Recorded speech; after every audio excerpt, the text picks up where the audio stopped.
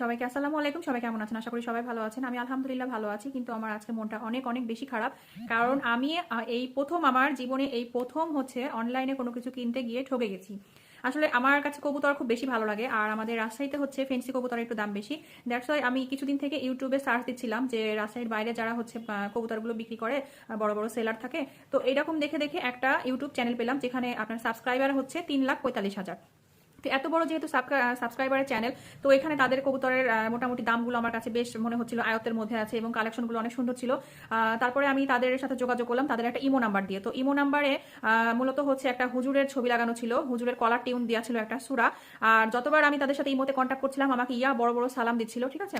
তো আমি জিজ্ঞাসা করলাম যে আপনাদের পেমেন্ট সিস্টেমটা কি। তো উনি আমাকে বললো যে হচ্ছে আপা আমাদেরকে আগে আপনার যে ক্যারিং খরচ, আমরা তো আসলে কুরিয়ারে পাঠাই না, কবুতর যেহেতু রিস্ক থাকে, মারা যেতে পারে। তো আমরা হচ্ছে ঢাকা থেকে যে বাসগুলো যায়, আপনার বাসা যেহেতু রাজশাহীতে, আমরা বাসে করে পাঠিয়ে দিব, আপনি ওখান থেকে রিসিভ করে নেবেন। আমাদেরকে জাস্ট হচ্ছে আপনার এখন ৩৫০ টাকা পেমেন্ট করতে হবে। তো আমি তখন একটা রকেট অ্যাকাউন্ট নাম্বারে, ওনার রকেট অ্যাকাউন্ট ছিল, তো সেখান থেকে আমি তাকে হচ্ছে ৩৫০ টাকা পেমেন্ট করে দিলাম। তারপরে উনি আজকে আমাকে ডেলিভারি দেওয়ার কথা ছিল কবুতরগুলো। তো কবুতর যখন আমাকে ডেলিভারি দিবে, উনি আমাকে কি করেছেন আপনারা বোঝেন যে উনি আমাকে প্যাকিং করে দিয়েছে, প্যাকিং করার ভিডিও দিচ্ছে যে আপা এই দেখেন এভাবে প্যাকিং করে দিলাম, ঠিক আছে, কোনো অসুবিধা হবে না। একটা স্যালাইনের পিকচার দিয়েছে, বলেছে এই স্যালাইনটা অবশ্যই খাইয়ে দিবেন, কারণ এত দূর থেকে যাচ্ছে, কবুতর হাঁপিয়ে যেতে পারে। হ্যাঁ, তো যেহেতু ঠান্ডার সিজন এখন। তারপরে আবার উনি কি করেছে জানেন, বাসে কোন জায়গাতে কবুতরটা রেখেছে, ড্রাইভারের পাশে পেছনে সিটে বক্সিং করে কবুতরটা রেখে দিয়েছে। খুব সুন্দর করে বক্স করে করে কেটে কেটে দিয়েছে যাতে কবুতর একটু নিঃশ্বাস প্রশ্বাস নিতে শান্তি লাগে।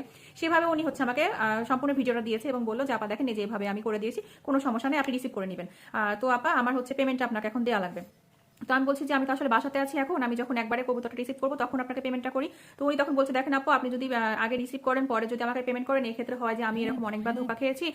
অনেক মানুষ হচ্ছে আগে নিয়ে নেয়, ডেলিভারিটা নিয়ে নেয়, নেওয়ার পরে হচ্ছে আমাকে আর টাকা দেয় না। তো আমাদের আসলে এই সিস্টেমটা এখন নাই, আপনাকে আগে পেমেন্ট করতে হবে, দেন হচ্ছে আমি আপনাকে বাসের নামটা এবং হচ্ছে ড্রাইভারের নাম্বারটা দিয়ে দিব, আপনি হচ্ছে তখন কথা বলে নেবেন। আমি যেহেতু 11টার দিকে পাঠিয়ে দিয়েছি, আপনার অলমোস্ট হচ্ছে আর 1 ঘন্টা লাগবে রাজশাহীতে ঢুকতে। তো আমি তার কথা বিশ্বাস করে আমি হচ্ছে তখন বললাম আচ্ছা ঠিক আছে, আমি বাসা থেকে বের হয়ে আপনাকে টাকা দিচ্ছি। তো আমি বাসা থেকে অলরেডি 1 ঘন্টা আগে বের হয়ে গেছি, বের হয়ে যে ওনার যে রকেট নাম্বারটা ছিল সেই নাম্বারে আমি ওনাকে বাকি টাকাটা পেমেন্ট করি।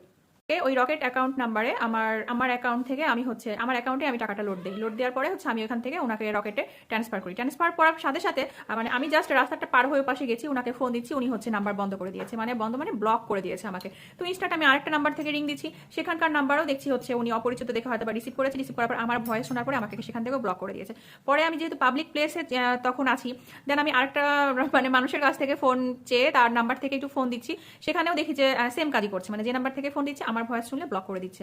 তো বলেন আমরা আসলে কিভাবে মানুষকে বিশ্বাস করতে পারি? ঠিক আছে, আমি কখনো ভাবতে পারি না যে এত বড় একটা হুজুরের প্রোফাইল পিকচার লাগায় রেখে কলার টিউন সুরা দিয়ে সেট করে রেখে মানুষ এভাবে প্রতারণা করছে। তাহলে আমি যদি আরো বেশি অর্ডার করতাম কিংবা আমার মতো যদি আরো 10 জন মানুষ এভাবে প্রতারণা হতো।